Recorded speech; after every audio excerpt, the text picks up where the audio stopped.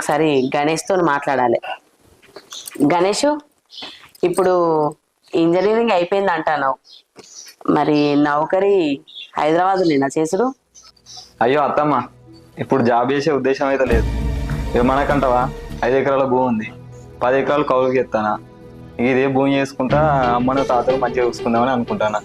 ఇక రేపు పెళ్ళైనా కూడా మీ బిడ్డ వేరే ఊరిపోదు, నాతోనే ఉంటుంది కాబట్టి మీకు కూడా సేఫ్ ఉంటుంది. ఇక దూరం అంటావా, ఏ పాటి దూరం 2 కిలోమీటర్లు అయినాయి. మీరు చూద్దాం అనుకున్నప్పుడు కూడా వచ్చి చూసుకోవచ్చు. గంతే బిడ్డ, నా మనోడు న్యాయపడే ఉంటాడు, ఎక్కడికి ఓడు. నాకు ఇంత వ్యవసాయం భూమి ఉన్నాయి, అది చూసుకోవడానికి కూడా నాకు సాధించలేదు. అయినా నా కొడుకు చనిపోయినాక వీని లోపటి నేను నా కొడుకుని చూసుకుంటున్నా. నేను చచ్చిపోయేదాకా న్యాయపడే ఉంటాడు, నన్ను చూసుకుంటాడు. నాకు ఇంకెవరు ఉన్నారు బిడ్డ? నా చావు వీని చేతుల్లోనే ఉండాలని నా కోరిక.